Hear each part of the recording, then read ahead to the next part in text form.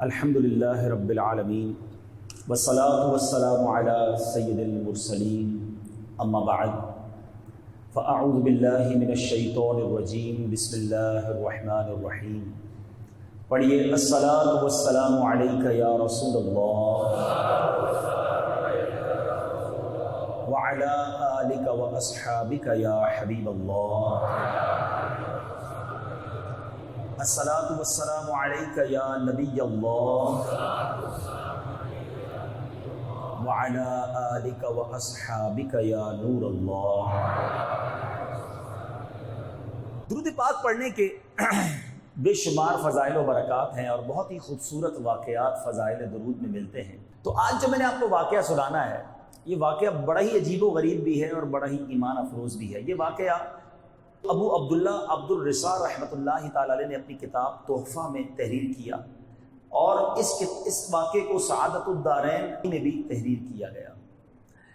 واقعہ کچھ یوں تھا کہ ایک شخص بڑا نیک تھا، پرہیزگار تھا، مگر غریب بھی تھا، بال بچوں والا تھا۔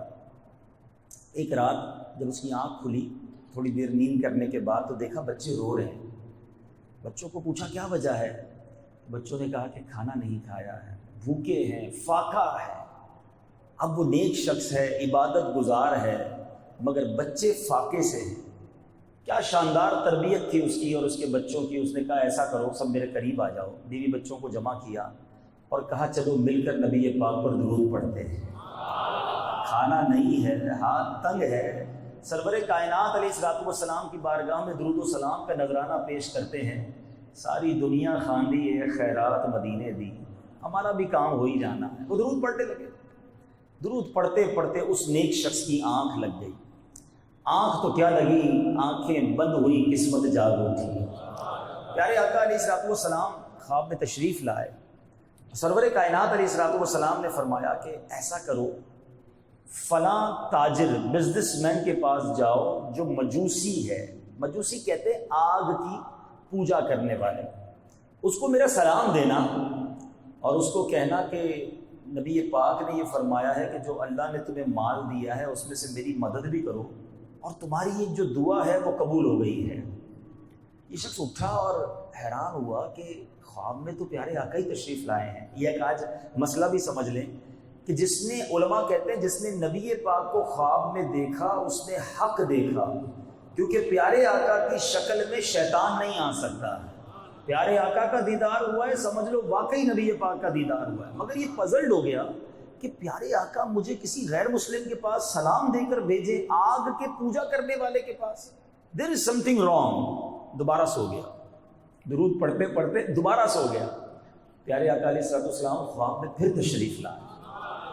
فرمایا کہ جاؤ اس مجوسی سے کہو کہ نبی پاک نے تمہیں سلام دیا ہے، آقا نے فرمایا میری مدد کرو، اور دیکھو جو تم نے دعا مانگی تھی وہ دعا قبول ہو گئی ہے۔ اب یہ پھر حیران، صبح اٹھا اور اب کہا پیارے آقا دو بار تشریف لائے ہیں۔ تلاش کرتا کرتا کرتا اس مجوسی کے گھر پہنچ گیا۔ وہ تو one of the big business man تھا، بہت بڑا اس کا گھر تھا، بہت سارے نوکر چاکر تھے۔ یہ بندہ ادھر گیا اور جا کر اس مجوسی سے کہتا ہے میں آپ کے لیے ایک میسج لایا ہوں، لیکن ذرا اکیلے میں بات کرنی ہے۔ اسے سب دوست نوکروں کو دور کر دیا، کہا آؤ کیا بات کرنی ہے؟ کہا حضور میسج یہ ہے کہ میں اپنے نبی کا میسج لایا ہوں اور انہوں نے آپ کو سلام ارشاد فرمایا ہے۔ وہ مجوسی کہتا تمہیں پتہ نہیں ہے میں مسلمان نہیں ہوں، میں تمہارے نبی کا کلمہ نہیں پڑھتا، میں تمہارے نبی پر ایمان نہیں لایا، میرے لیے سلام کیسے آ سکتا ہے؟ کہا صرف سلام نہیں لایا، کچھ اور بھی پیغام لایا ہوں۔ کہا اچھا اور کیا پیغام ہے؟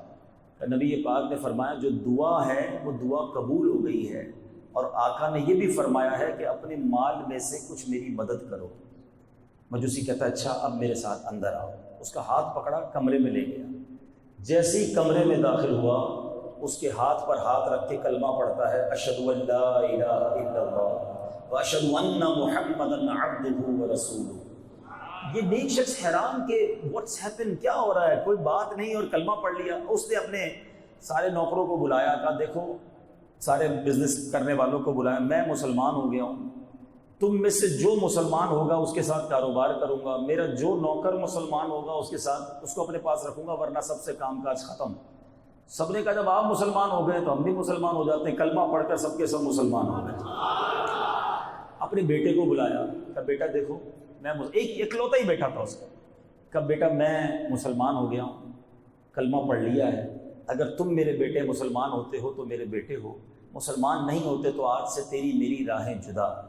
کہتا بابا جان آپ میرے والد ہیں، میرے بڑے ہیں، آپ نے صحیح سمجھا ہوگا، آپ نے کلمہ پڑھ لیا مسلمان ہو گئے، میں بھی کلمہ پڑھ کے مسلمان ہوتا ہوں۔ بیٹا بھی مسلمان، اب اس کی ایک ہی بیٹی تھی، بیٹی کو بلایا، اس کو بھی مسلمان کر دیا۔ وہ جو شخص پیغام لایا تھا وہ شاکت، وہ کہتا ہے پہلے مجھے تو بتاؤ ماجرا کیا ہے، آپ سبھی کلمے پڑھنے شروع ہو گئے ہیں، سب مسلمان ہونے شروع ہو گئے، what is the reason, secret کیا ہے، راز تو بتا دو۔ کہتا اب بتاتا ہوں راز کیا۔ مجوسی جو ہیں، یہ کتاب میں جب میں نے واقعہ پڑھا تو وہی مجھے مجوسیوں کا ایک عقیدہ پتہ چلا، آپ کو بھی شاید پہلی بار پتہ چلے گا۔ جو آتش پرست ہوتے ہیں ان کے عقیدے میں، ان کے بلیف میں یہ اجازت ہے کہ بھائی بہن کی شادی ہو سکتی ہے۔ اس مجوسی بلینر کے صرف ایک بیٹا اور ایک بیٹی تھی، تو اس نے اپنے بیٹے اور بیٹی کی شادی کچھ دنوں پہلے ہی کی تھی۔ وہ کہتا ہے کہ کچھ دنوں پہلے میں نے اپنے بیٹے اور بیٹی کی شادی کی اور بہت بڑی دعوت کی، ایک ہی بیٹا ایک ہی بیٹی اور ان کی بھی آپس میں شادی، تو پھر تو اس نے کہا مجھے خرچہ ہی ان پہ کرنا تھا، تو بڑی شاندار دعوت، پورے شہر کو بلایا، بڑے کھانے کھلائے۔ رات تھک ہار کر جب میں اپنے گھر سویا تو میرے برابر میں پڑوس میں ایک چھوٹا سا گھر ہے، مجھے وہاں سے رونے کی آواز آئی۔ میں نے کان لگایا کہ کون رو رہا ہے، تو چھوٹی چھوٹی بچیوں کی آواز آئی کہ امی جان ہمارے پڑوسی نے ہمارے ساتھ اچھا نہیں کیا۔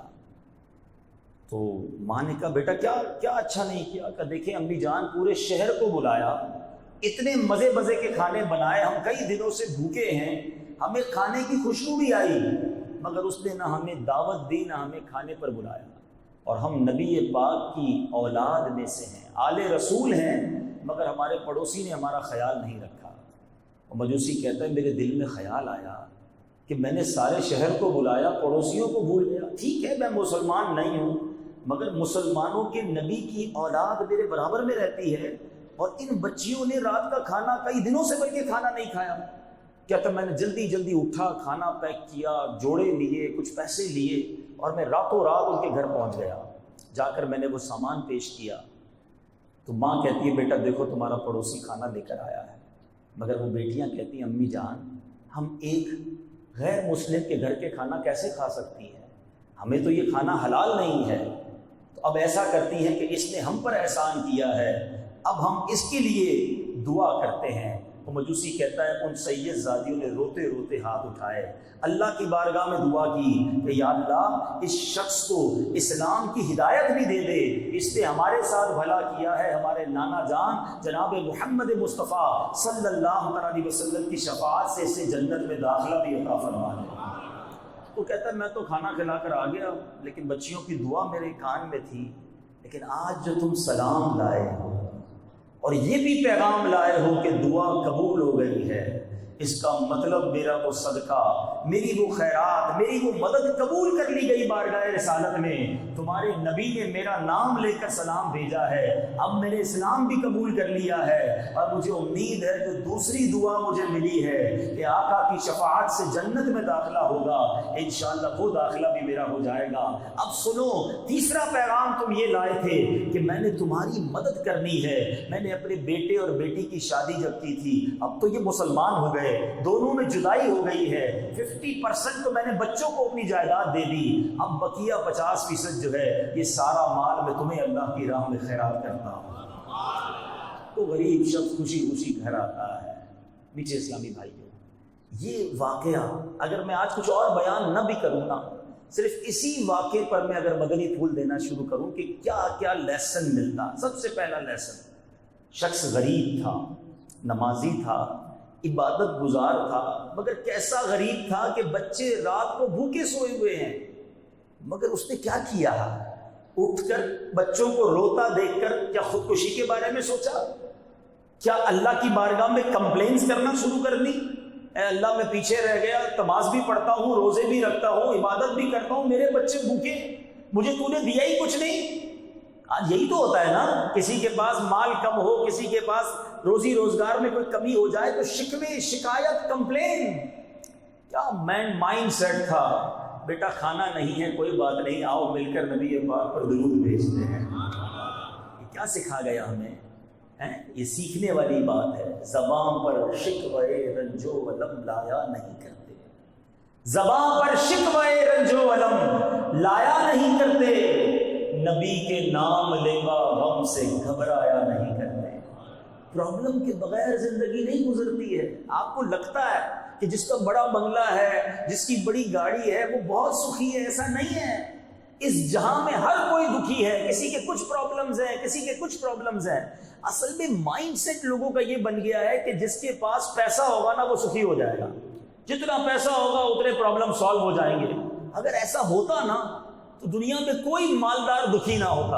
آپ کا تجربہ نہیں ہے، ہمارا تجربہ ہے۔ ہم دنیا میں روز لوگوں سے مل رہے ہوتے ہیں، بڑے بڑے گھروں میں جاتے ہیں۔ یقین کریں کبھی کبھی اتنے بڑے گھر میں رہنے والا جب کان میں اپنا پرابلم بتاتا ہے نا تو ہم اللہ کا شکر ادا کرتے ہیں کہ یا اللہ اس سے زیادہ ہمیں سکھی بنایا ہے۔ اتنے دکھ ہوتے ہیں، اتنی پریشانیاں ہوتی ہیں، اتنی بیماریاں ہوتی ہیں، کبھی بچوں کے غم ہوتے ہیں، کبھی بے اولادی ہوتی ہے، کبھی نیند نہیں آ رہی ہوتی ہے، کبھی مال چھننے کا خوف ہوتا ہے، کبھی اغوا ہونے کا خوف ہوتا ہے۔ یہ نہ سمجھو کہ سارے سخی ہیں میں دکھی ہوں۔ صحیح بتاؤں، ایک میں آپ کو چیلنج کرنے جا رہا ہوں، جیسی آپ لائف گزار رہے ہیں نا، ایسی لائف گزارنے کے، ایسی زندگی گزارنے کے کروڑوں لوگ خواب دیکھ رہے ہیں۔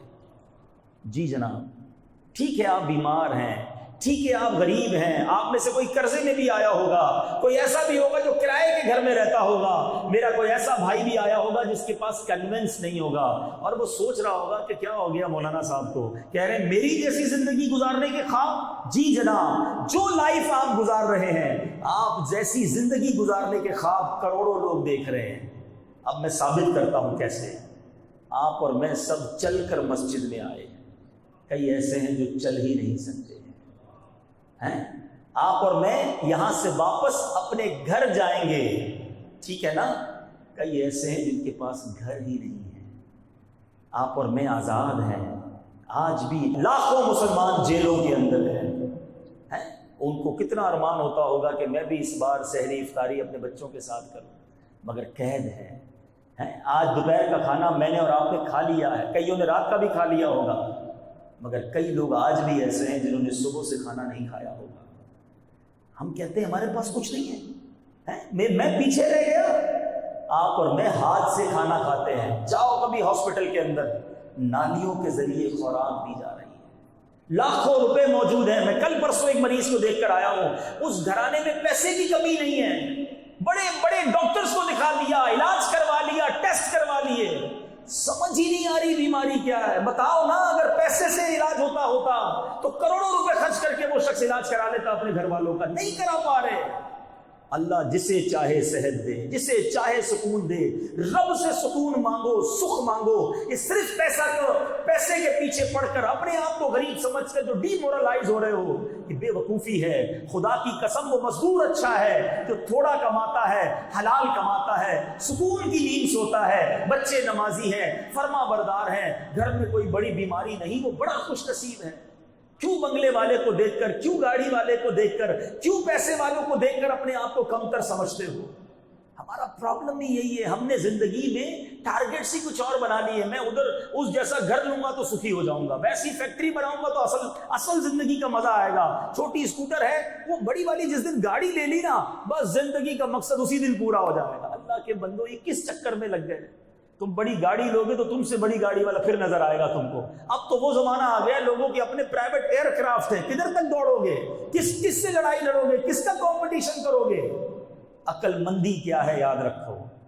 زندگی کو اگر انجوائے کرنا ہے نا، سیٹسفائی لائف گزارنی ہے، تو زندگی گزارنے کا ایک ہی مقصد، بڑا اچھا طریقہ علماء نے لکھا کہ نعمتوں میں اپنے سے کمتر لوگوں کو دیکھو، بڑے مزے میں آ جاؤ گے، بڑے سیٹسفائی ہو جاؤ گے۔ کمتر لوگوں کو تو دیکھو یار، 15,000 12,000 10,000 کی سیلری میں جو زندگی گزار رہے ہیں، وہ کیسے گزار رہے ہیں ان کو دیکھو۔ اور اگر 10 15 20 ہزار والا مجھے سن رہا ہے تو وہ ان کو دیکھے جو مسجد کے دروازے پر بھیک مانگ رہے ہیں، میں وہ تو نہیں ہوں نا۔ ہر حال میں اللہ کا شکر ادا کرو، میرے رب نے قرآن میں وعدہ کیا ہے، لَإِن شَكَرْتُمْ لَأَزِيدَنَّكُمْ، تم میرا شکر ادا کرو میں تمہیں اور عطا کروں۔ دیر از اے ڈفرنس. ہم فارمولا بھول گئے ہیں. اگر اور چاہیے نا نعمتیں، اللہ نے قرآن میں فارمولا دیا ہے، شکر گزاروں کو دوں گا. آپ زبان سے شکر ادا کرتے رہیں، اللہ کے ہر حال میں شکر ادا کریں، وہ رب کریم آپ کو نوازتا جائے گا، آپ آگے بڑھتے چلے جائیں گے. بہرحال درود پڑھانا انہوں نے. آپ دکھی ہیں، پریشان ہیں، کسی بھی مصیبت میں ہیں، یہ واقعہ درس دے رہا ہے. فریاد امتی جو کرے حال زار میں. یاد تو کرو نا نبی پاک کو. یاد کیا نا انہوں نے، بھوکے تھے اور یاد کیا. آقا علیہ الصلوۃ والسلام وہ ہستی ہیں، بھول گئے وہ واقعہ. مسجد نبوی شریف میں ایک تنا تھا، سوکھا تنا. پیارے آقا اس سے ٹیک لگا کر خطبہ دیتے تھے. اس تنے کو چھوڑ کر ممبر پر بیٹھے تو تنا رونے لگ گیا. میرے آقا کھڑے ہو کر تنے کو سینے لگا لیتے ہیں.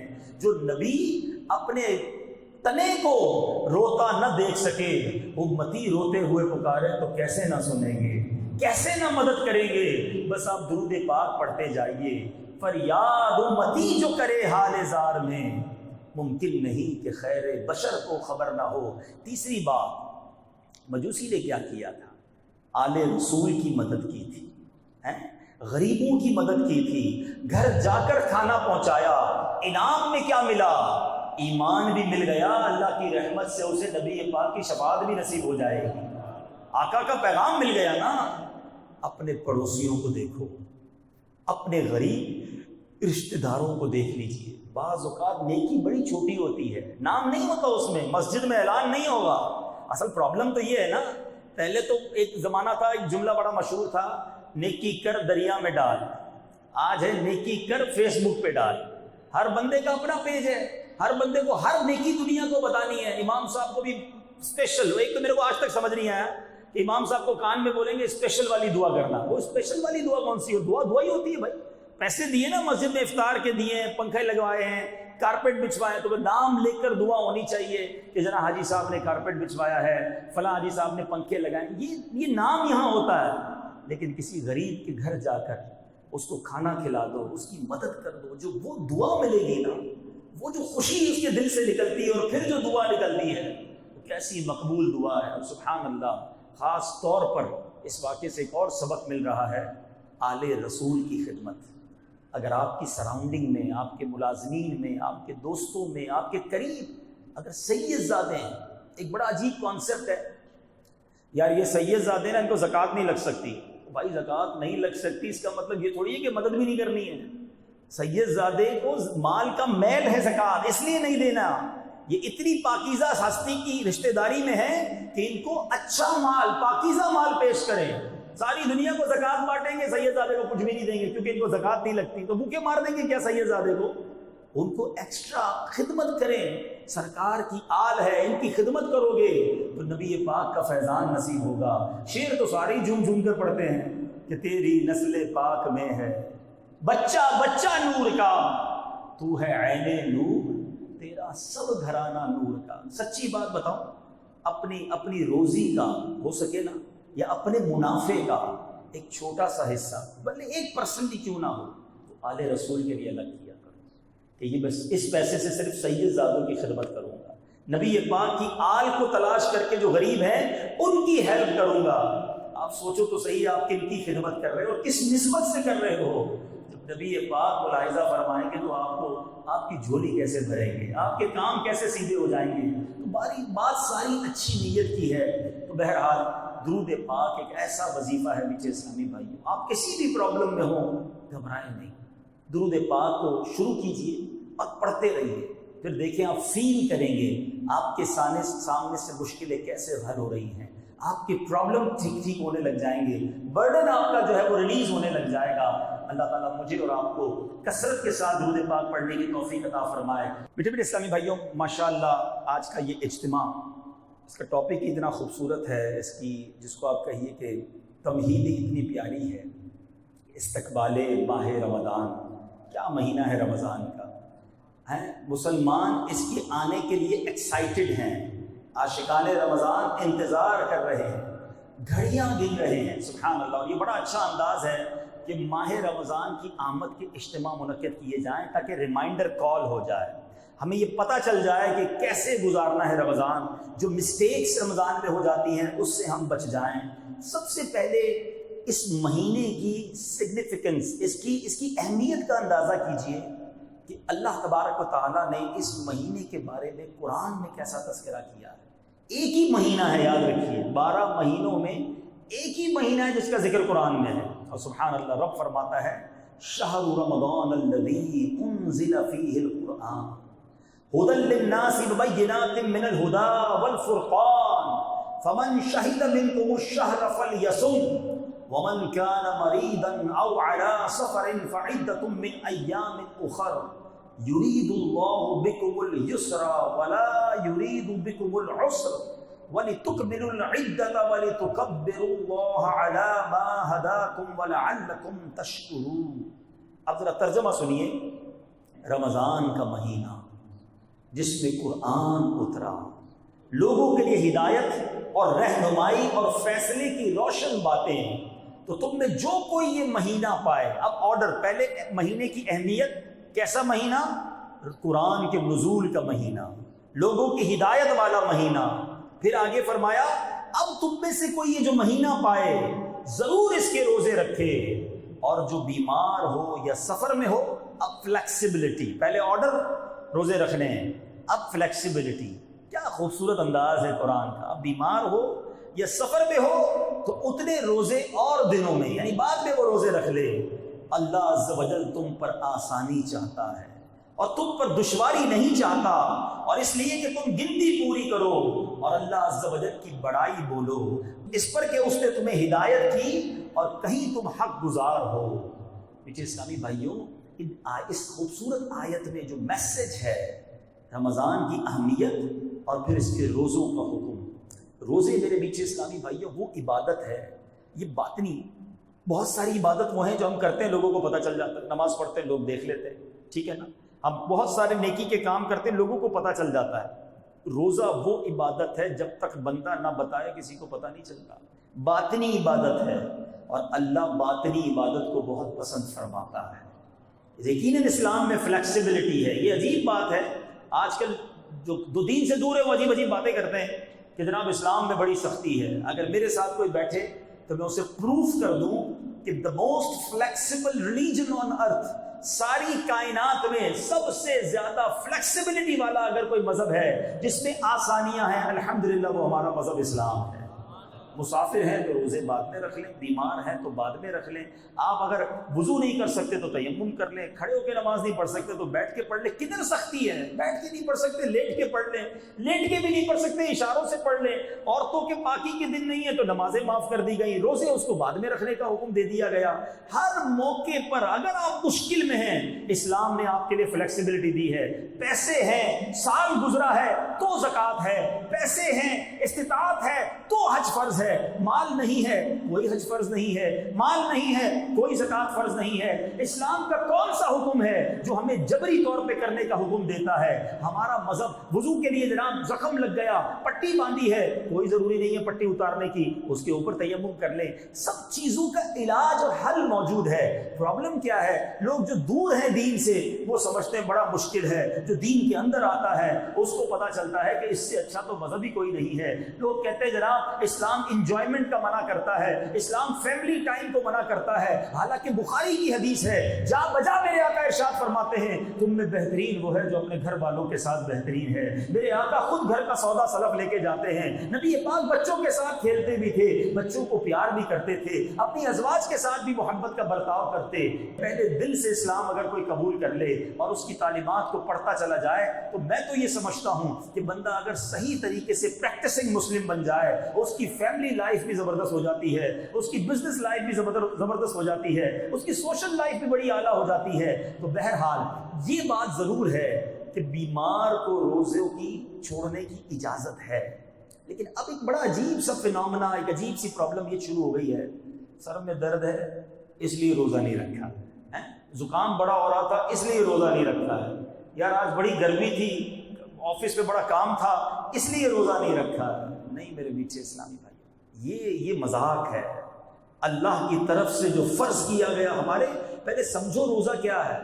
5 پلر ہیں اسلام کے، بچپن سے پڑھتے آ رہے ہیں نا، نماز، روزہ، حج، زکوٰۃ اور کلمہ، ایمان لانا، تو روزہ تو پلر آف اسلام میں ہے، بیسکس آف اسلام میں ہے، اور آج روزے قضا ہو رہے ہیں۔ کبھی بھی یہ نہ کہیے گا کہ جناب تھوڑی سی طبیعت خراب تھی اس لیے روزہ چھوڑ دیا۔ ڈاکٹر بھی آج کل اگر کوئی ڈاکٹر بیٹھا تو اس سے بھی میری گزارش ہے، ہر مریض کو کہہ دیتا ہے تم روزے نہیں رکھنا، شوگر کے مریض روزے مت رکھنا، بلڈ پریشر پرابلم روزے نہیں رکھنا۔ اللہ کے بندو کیوں دوسروں کے روزے اپنے اوپر لے رہے ہو؟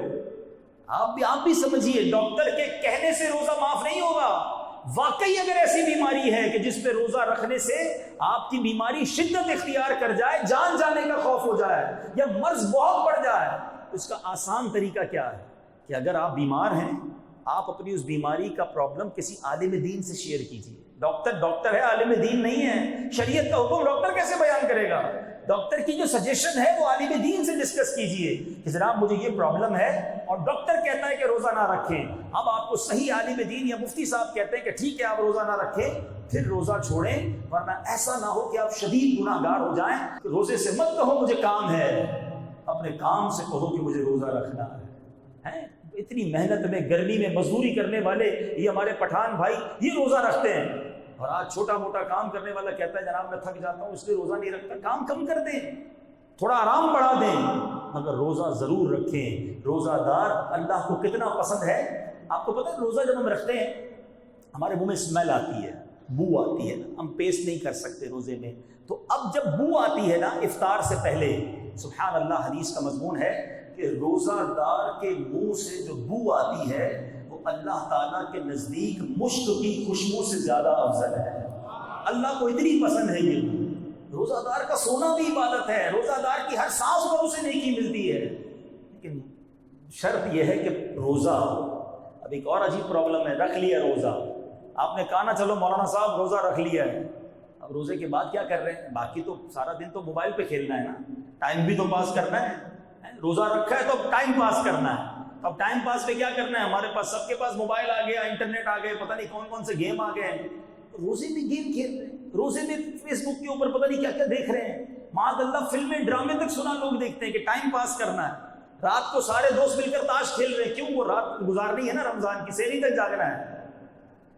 استغفر اللہ، رمضان اس لیے نہیں آیا میرے پیچھے اسلامی بھائی، شاید لوگوں کو پتہ نہیں ہے۔ میں آپ کو ایک ایگزامپل کے ذریعے سمجھاتا ہوں۔ ہم میں سے بہت سارے، ہم سارے ہی گناہ گار لوگ ہیں، بہت ساری غلطیاں کرتے ہیں، کسی کی زبان پر ہو سکتا ہے گالی گلوچ ہو جو کہ غلط ہے، لیکن وہ مسجد میں آ کر گالی دیتا ہے۔ بتائیے مسجد میں کوئی گالی دے تو آپ کیا کریں گے؟ شرم نہیں آتی؟ مسجد میں گالی دے رہے ہو۔ اسی طرح کوئی شخص باہر گانے باجے سنتا ہے، غلط ہے، لیکن مسجد میں آ کے ہیڈ فون لگا کے کوئی گانے سننا شروع کر دے، آپ کیا کہیں گے؟ اللہ کے گھر میں حرام شدت ہے نا، گناہ زیادہ خطرناک ہو جاتا ہے اللہ کے گھر میں۔ بالکل اسی طرح اور مہینوں کے گناہ اپنی جگہ، رمضان کا گناہ بہت زیادہ شدید عذاب لاتا ہے، سمجھو اس بات کو۔ رمضان نارمل مہینہ نہیں ہے، شیطان کو بند کر دیا گیا ہے نا، جو ہمیں برگلاتا ہے، جو ہمیں بہکاتا ہے وہ قید ہے، اور بندہ رمضان میں بھی گناہ کر رہا ہے، رمضان میں بھی فلمیں، رمضان میں بھی ڈرامے، رمضان میں بھی میوزک، رمضان میں بھی بے حیائی، رمضان میں بھی جھوٹ، رمضان میں بھی گالی، رمضان میں بھی جھگڑا۔ ابھی تو پلاننگ ہو رہی ہوگی نا کہ رات کو کون سی گلی میں نائٹ ٹورنامنٹ ہونا ہے۔ استغفر اللہ، یہ رمضان اس لیے آیا ہے کہ ہم رمضان کی راتیں سمجھو۔ رمضان کی راتوں میں رحمت کا ندا دینے والا فرشتہ ندا دیتا ہے کوئی مانگنے والا کہ اس کی مراد پوری کی جائے، ہے کوئی توبہ کرنے والا کہ اس کی توبہ قبول کی جائے، ہے کوئی سوالی کہ اس کا سوال پورا کیا جائے۔ سنو حدیث پاک میں میرے آقا فرماتے جس کا مضمون ہے جب رمضان کی پہلی رات آتی ہے اللہ تعالیٰ زمین والوں پر نظر رحمت فرماتا ہے، اور جن پر نظر رحمت فرمائے گا ان کو کبھی بھی عذاب نہیں دے گا۔ سچ بتاؤ ہمارا حال کیا ہونا چاہیے تھا؟ سارا سال گناہ کیے ہیں، اب تو جھولی پھیلائے، دامن پھیلائے حاضر ہو جانا تھا۔ اے اللہ گناہگار آیا ہے، بدکار آیا ہے، رمضان کی پہلی رات ہے، اے اللہ تو رحمت کی نگاہ فرمائے گا، ہمیں محروم نہ کیجیو، ہم گناہگاروں پر بھی رحمت کی نگاہ فرما۔ روزانہ افطار کے وقت حدیث پاک کے مضمون کے مطابق 10 لاکھ گناہگار جہنم سے آزاد کیے جائیں گے۔ ذرا بتاؤ تو صحیح، 1 ملین گناہگار بخشے جا رہے ہیں۔ افطار کے وقت میرا ایٹیٹیوڈ کیا ہونا چاہیے تھا؟ سارے گھر والے دسترخوان پر بیٹھتے، ہاتھ اٹھتا، آنسو بہتے کہ اے اللہ آج بھی 10 لاکھ بخشے جائیں گے، مالک آج بخشے جانے والوں میں میرا نام لکھ دے، میرے ان بچوں کا نام بھی لکھ دے، میرے ماں باپ کا نام بھی لکھ دے، ہمیں محروم نہ کیجیے۔ مگر ہمارا افطار میں تو افراتفری ہوتی ہے، شربت آیا نہیں آیا، پکوڑے آئے نہیں آئے، چاٹ بنا کے نہیں بنا، گھر میں ہنگامہ، الٹا اس میں بھی لڑائی۔ ہر گھر میں ایسا لگتا ہے افطار کے وقت بیوی کو برا بھلا ہی کہہ رہے ہوتے ہیں، وہ بھی انسان ہے، کمپیوٹر تھوڑی ہے بیچاری، اس نے بھی روزہ رکھا ہے، گرمی کے دن ہے، کوئی چیز کبھی پیشی ہو گئی، چھوڑو ساری چیزیں، آؤ بیٹھو اور دعا مانگو، یہ مانگنے کا وقت ہے۔ لیکن ٹوٹلی مائنڈ چینج ہے ہمارا۔ رمضان کہ اگر ہم تھورلی ایٹ اے گلانس اگر دیکھیں کہ رمضان کی تیاری کیا ہو رہی ہے اس وقت، چلے صرف کراچی پر نظر دوڑاتے ہیں تو نکلیں ذرا روڈوں پر، جتنے سپر اسٹور ہیں اس پہ آپ کو لائنیں نظر آئیں گی، گاڑی پارکنگ کی جگہ نہیں ہے۔ کیوں بھائی؟ رمضان کی شاپنگ ہو رہی ہے، گھر والوں کو شربت لینا ہے، کیچپ لینی ہے، سموسے کی چیزیں لینی ہے۔ اچھا بھائی، اور کیا تیاری ہو رہی ہے؟ جتنے ریسٹورنٹ ہیں ان کے باہر بورڈ لگنا شروع ہوئے ہوں گے، سحری آفر، افطاری آفر، رات کو دیر سے مڈ نائٹ آفر۔ اچھا جناب، اور آگے جائیں تو نوجوان کی ٹیمیں بنی ہوئی ہوں گی کہ بھائی کرکٹ ٹورنامنٹ کدھر ہونے والا ہے، یہ پلاننگ ہو رہی ہے۔ مجھے بتاؤ تو صحیح کہ یہ رمضان کا فوڈ فیسٹیول ہے، ہم رمضان کو سمجھ کیا رہے ہیں؟ اچھا، کئی ہمارے دکاندار بھائی بیٹھے ہوں گے جنہوں نے یہ معلوم کرنا شروع کر دیا ہوگا 4-5 روزہ تراویح کدھر ہے، 5 دن میں تراویح پوری کریں گے پھر تو مارکیٹ ساری رات کھولنی ہے، پھر دکانیں کھولنی ہیں۔ باقی فیملی سے پوچھو آپ کا کیا پلان ہے، ان کا کہنا یہ 10-15 روزے کے بعد روزانہ رات کو شاپنگ سینٹر جانا ہے، عید کی تیاری کرنی ہے۔ یہ پوری تیاری میں تلاوت کہاں ہے، عبادت کہاں ہے؟ فلاں اسکیم، افطاری اسکیم، تلاوت اسکیم کدھر ہے؟ کس نے پوچھا کہ بھائی رات کون سی جگہ ہے جہاں میں بیٹھ کر دعائیں مانگ سکوں، میں کچھ تلاوت قرآن، کچھ قرآن سمجھ سکوں؟ رمضان کو کیا بنا دیا ہم نے؟ شاپنگ، پکنک، کھانا پینا۔ کئی ایسے لوگ ہیں جن کا رمضان میں پورے روزے رکھتے ہیں پھر بھی 5 کلو وزن بڑھ جاتا ہے۔ بندہ بولے یار روزے رکھے کیا کیا ہے؟ بولا وہ سحری میں اس لیے زیادہ کھایا کہ سارا دن بھوکا رہوں گا، افطاری میں اس لیے زیادہ کھایا کہ سارا دن بھوکا رہا تھا، اور رات کو بیچ میں ایک بار پھر کھایا کہ پھر موقع نہیں ملے گا، 4 بار تو کھانے کھاتے ہو۔ تو رمضان کو تو بڑا ہی کچھ اور دیا ہے، ایسا نہ کیجیے۔ پیارے آقا علیہ الصلوۃ والسلام کے بارے میں بتاتا ہوں، نبی پاک کا رمضان کیسے ہوتا تھا۔ سب سے بہتر تو نمونہ وہی ہے نا ہمارے پاس۔ آؤ پیارے آقا کا آپ کو شیڈیول بتاتا ہوں، نبی پاک کیسے رمضان گزارتے تھے۔ بی بی عائشہ صدیقہ رضی اللہ تعالی عنہا فرماتی ہے کہ جب رمضان آتا میرے آقا علیہ الصلوۃ والسلام بستر منور پر تشریف نہ لاتے تھے، پورا مہینہ نبی پاک اپنے بستر پر نہیں آتے تھے، بس عبادت پر کمر بستہ، پلان تیار۔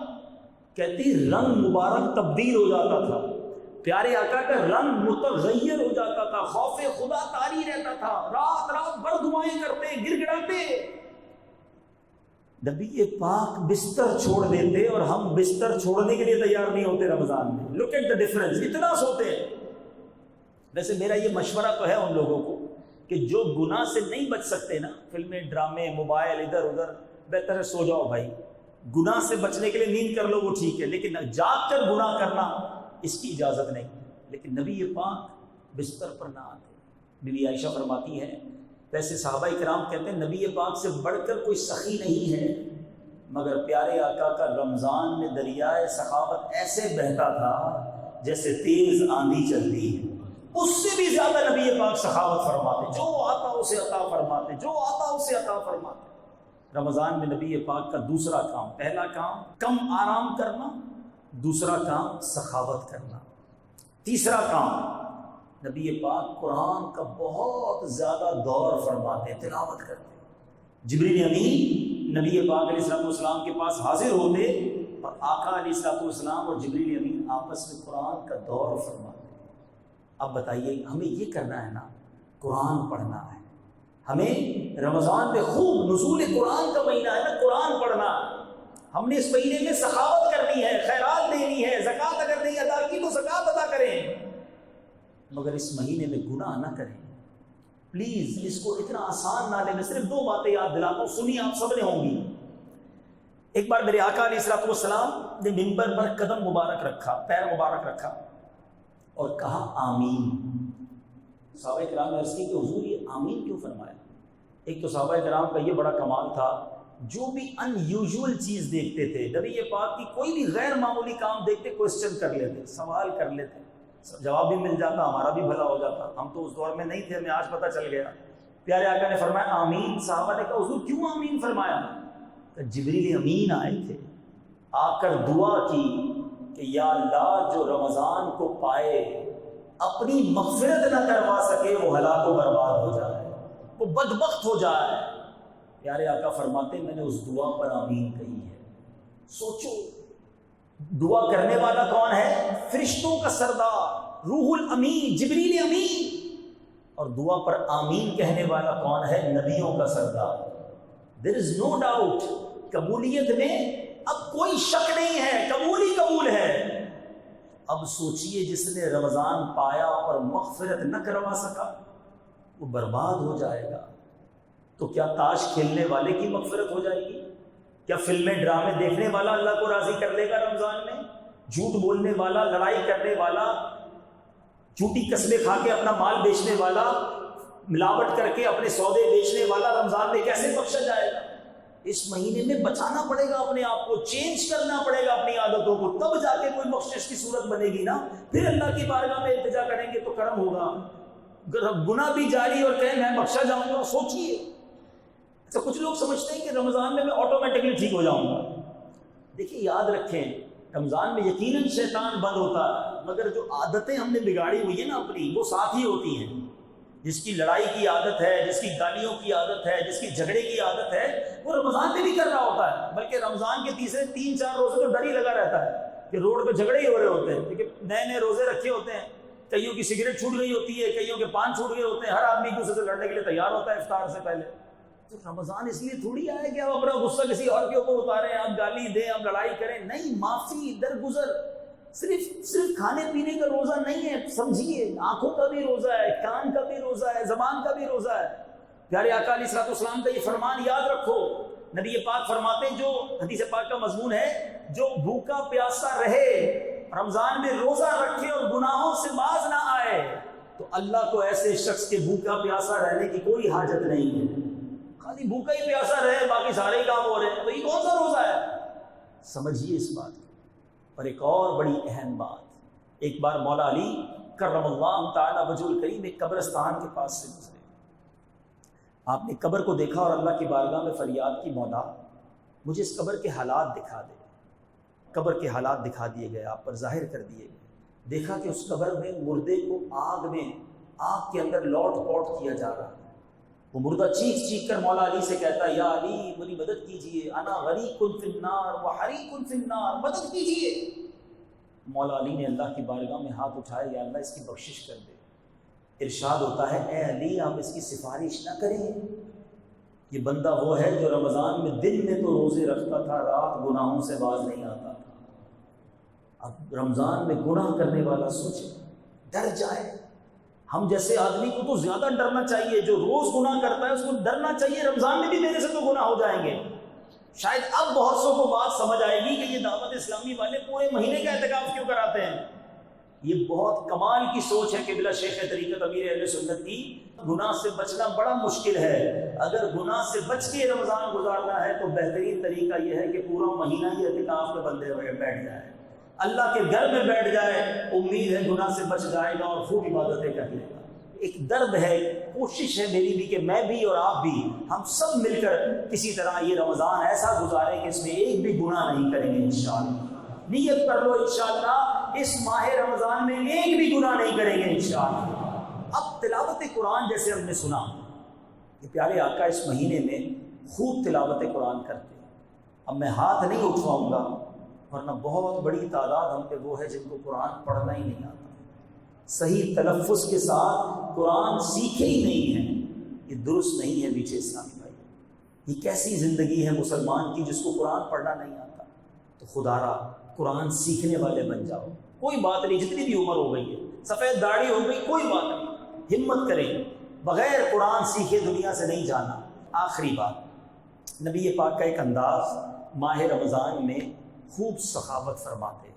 تو آپ سے بھی گزارش ہے خوب سخاوت کیجیے گا، کنجوسی نہ کیجیے، زکوٰۃ بھی پوری دیں. ایک بڑے دکھی دل سے آج میں یہ بات کر رہا ہوں کیونکہ ہمارا بہت سامنا رہتا ہے، ملاقاتیں رہتی ہیں لوگوں سے. یہ پہلے نہیں دیکھنے کو ملتا تھا مگر اب ایسا فیل ہوتا ہے کہ بڑی تعداد اپنی زکوٰۃ پوری ادا نہیں کرتی. یاد رکھیے میٹھے اسلامی بھائی، یہ مال کا میل ہے، زکوٰۃ نہ دے کر آپ اپنے پورے مال کو میلا کر رہے ہیں، یہ مال عذاب ہو جائے گا، یہ مال بیماریاں لائے گا، یہ مال کیسے چلا جائے گا آپ کو پتہ بھی نہیں چلے گا۔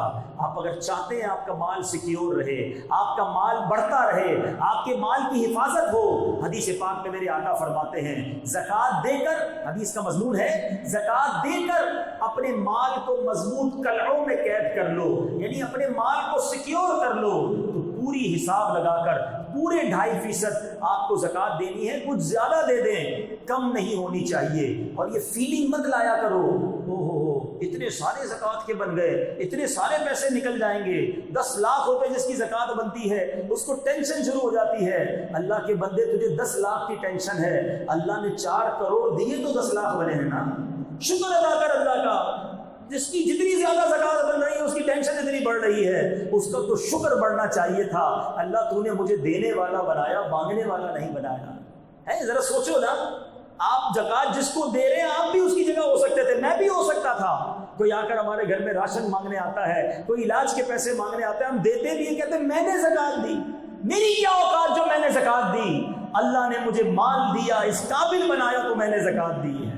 یہ فقط رب کا احسان ہے۔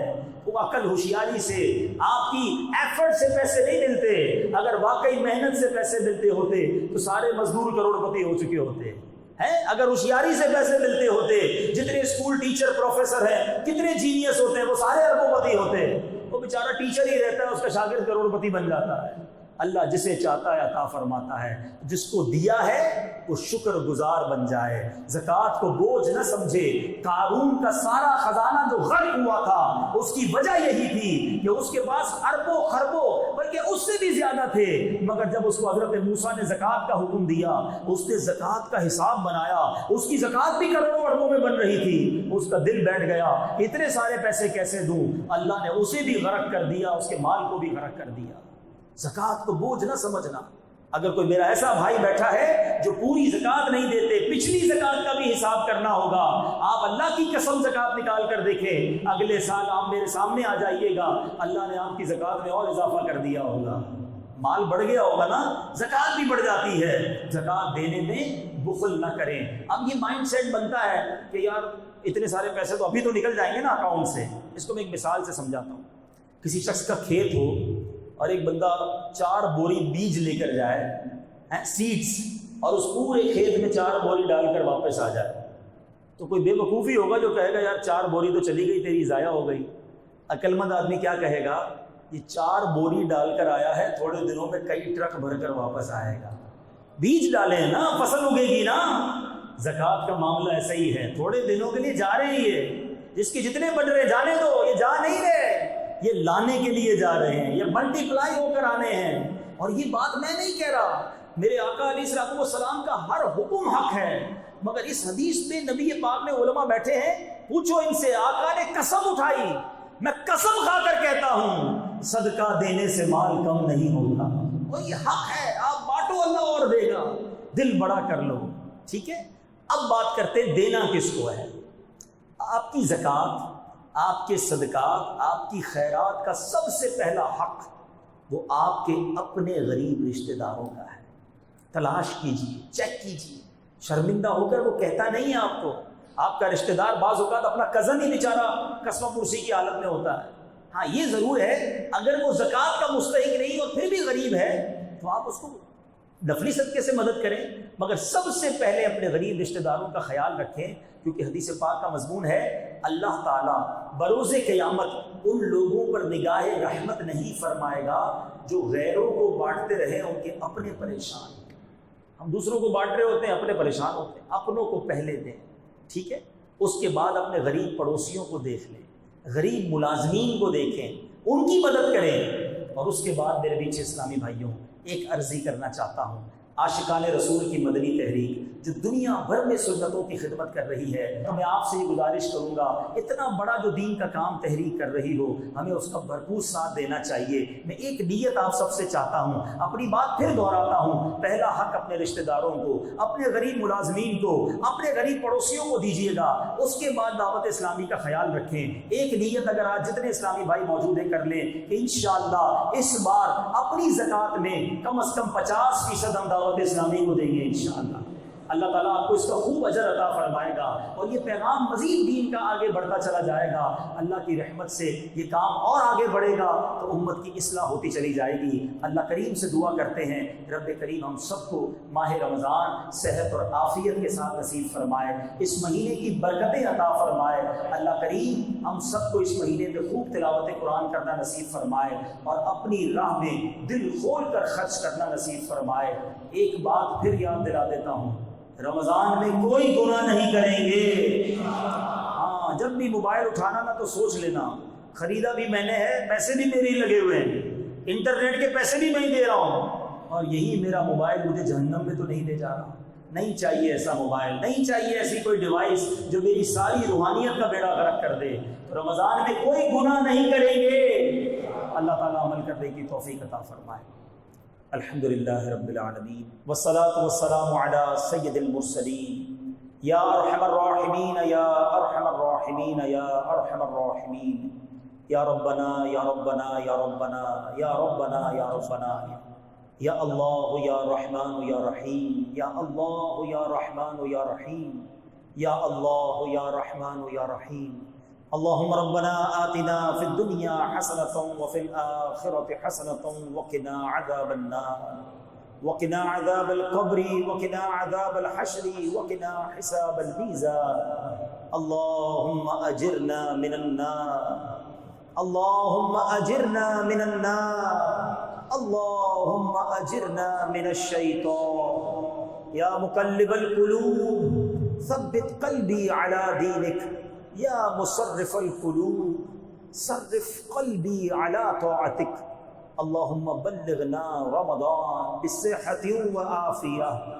ए रब्ब करीम, ए गुनाहगारों को बख्शने वाले, तेरे दरबार में तेरे गुनाहगार सियाहकार बंदे हाथ उठाए सर झुकाए हाजिर हैं। ए अल्लाह, मानते हैं बड़े गुनाह किए हैं, बड़ी ख़ताएँ की हैं, बड़ी उम्मीद लिए आए हैं कि बरकतों वाला रहमतों वाला महीना आएगा, गुनाहगारों की बख्शिशें होंगी और हमारा भी काम बन जाएगा। ऐ अल्लाह, पहली इल्तिजा तो ये है कि हमें सेहत के साथ आफ़ियत के साथ माह रमज़ान से मिला दे। ऐ अल्लाह, हमें पूरे रोज़े रखना नसीब फरमा, रमज़ान की सारी तरावी पढ़ना नसीब फरमा। ऐ अल्लाह, माह रमज़ान की पहली रात जो तू अपने बंदों पर निगाहे रहमत फरमाए, उस ख़ास नेमत को हासिल करने वालों में हमारा नाम भी लिख दे। ऐ अल्लाह, हमारी हतमी मग़फ़िरत फरमा दे, हमारे माँ बाप की मग़फ़िरत फरमा, हमारे भाई बहनों को बख्श दे, हमारे घर वालों की मग़फ़िरत फरमा दे। ऐ करीम, हमारे सारे ख़ानदान की मग़फ़िरत फरमा, आका अलैहिस्सलातु वस्सलाम की सारी उम्मत की बख्शिश फरमा दे। ऐ करीम, रमज़ान से पहले पहले हमारी सारी बुरी आदतों से हमारी जान छुड़ा दे, हमें सही मानों में अपना पसंदीदा बंदा बना ले। ये बुरी आदतें, ये गलत हमारी जो आदतें हैं, कहीं रमज़ान में भी हमसे गुनाह न करवा बैठे। ऐ करीम, करम कर, हमें ये रमज़ान फ़कत नेकियों में गुजारना नसीब फरमा, गुनाहों से बचकर माह रमज़ान गुजारना नसीब फरमा। ऐ अल्लाह, हमारे आँखों के गुनाहों को माफ़ फरमा, हमारे हाथों के गुनाहों को माफ़ फरमा, हमारे कानों के गुनाह माफ़ फरमा दे। ये ज़बान जो दुआ कर रही है मौला, इससे भी बड़े गुनाह किए हैं, हमारी ज़बान के गुनाह भी माफ़ कर दे। करीम करीम, हम पूरे के पूरे गुनाहों में गिरफ्तार हैं, मगर तू चाहे तो सारे गुनाह माफ़ हो सकते हैं। अगर तूने हम सबको माफ़ कर दिया, अगर तूने हम सब पर रहमत फरमा दी, तेरी कसम, तेरी रहमत में कमी नहीं होगी। अगर हमें जन्नत में तूने दाखिल किया, तेरी जन्नत में जगह कम ना पड़ेगी। मेरे मौला, तेरा कुछ न जाएगा, हमारा बेड़ा पार بیمار ہو جائے گا، اے اللہ بس آج ہماری جھولیوں میں مغفرت کی خیرات ڈال دے، بس آج ہم سب سے صدا کے لیے راضی ہو جا۔ اے اللہ اب جو باقی زندگی ہے وہ قرآن والی زندگی ہو جائے، نماز والی زندگی ہو جائے، درود والی زندگی ہو جائے، عبادت والی زندگی ہو جائے۔ اے اللہ بس ہمیں اب باقی زندگی عبادت پہ گزارنا نصیب فرما، آقا کی سنتوں پر عمل کر کے زندگی گزارنے کی توفیق عطا فرما۔ اے رب کریم ہمارے بچوں کو بھی نیک کر دے، ہمارے بچوں کو ہماری مغفرت کا ذریعہ بنا دے۔ اے کریم بہت دور دور سے تیرے بندے آئے ہیں اور بڑی امیدیں لیے آئے ہیں کہ مبارک اجتماع ہوگا، پھر دعا مانگیں گے۔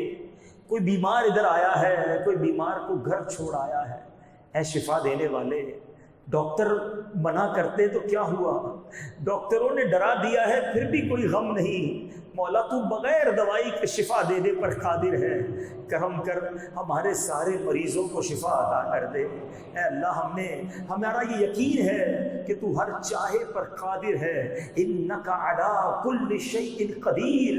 میرے مولا ہمیں اپنی قدرت کا نظارہ دکھا، ہم گھر جائیں تو ہمارے مریض اچھے ہو چکے ہوں، ہمارے مریضوں کو شفا عطا کر دے، انہیں ان کے پیروں پر کھڑا کر دے۔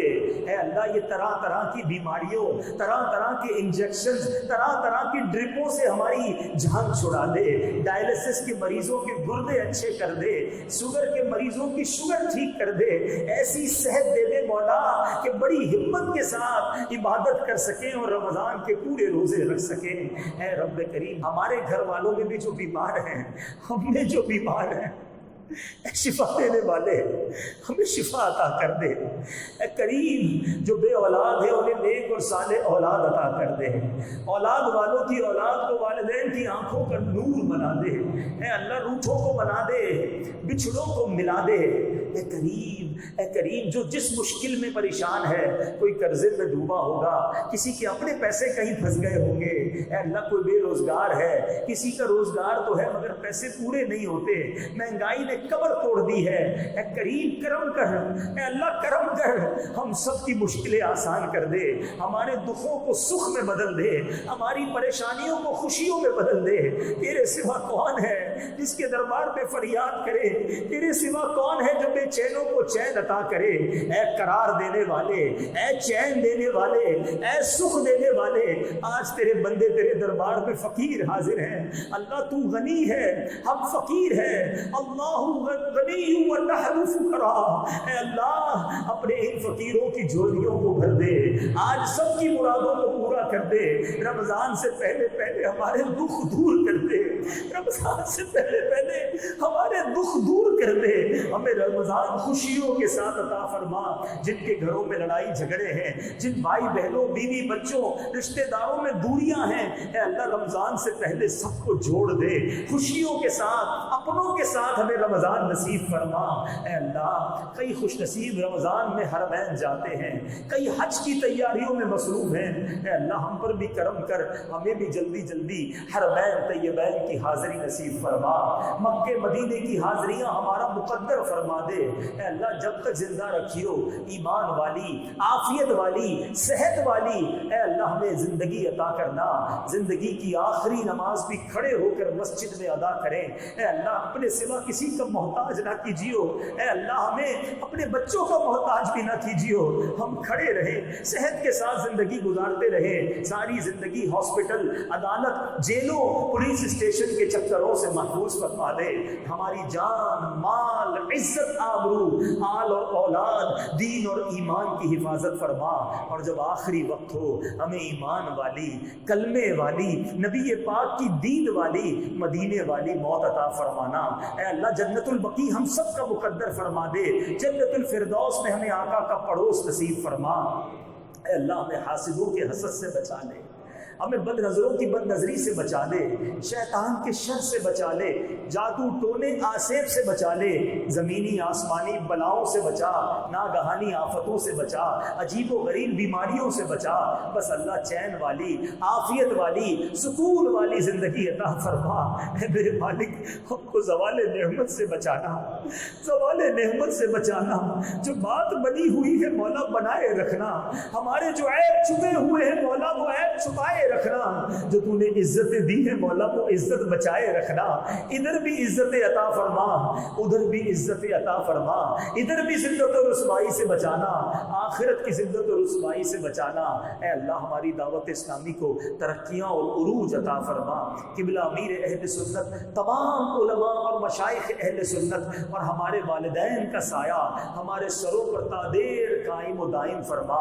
اے اللہ ہمارے وطن عزیز پاکستان کی خیر فرما، پوری دنیا میں جہاں جہاں مسلمان بستے ہیں عالم اسلام کا بول بالا فرما دے، سارے مسلمانوں کی خیر فرما دے۔ اللہم ربی یسر ولا تعسر، اللہم ربی یسر ولا تعسر، اللہم ربی یسر ولا تعسر وتمم لنا بالخیر یا فتاح وبک نستعین۔ دنیا میں ہر آفت سے بچانا مولا، دنیا میں ہر آفت سے بچانا مولا، عقبا میں نہ کچھ رنج دکھانا مولا۔ بیٹھوں جو درے پاک پیمبر کے حضور، ایمان پہ اس وقت اٹھانا مولا، ایمان پہ اس وقت اٹھانا مولا۔ ببرکت ان اللہ وملائکتہ یصلون علی النبی یا ایھا الذین آمنوا صلوا علیہ وسلموا تسلیما۔ صلی اللہ علی النبی الامی وآلہ صلی اللہ علیہ وسلم، صلاۃ و سلاما علیک یا سیدی یا رسول اللہ۔ جب دم واپسی ہو یا اللہ، سامنے ہو روضہ رسول اللہ اور لب پہ ہو لا الہ الا اللہ محمد الرسول اللہ۔ میرے اعمال کی اصلاح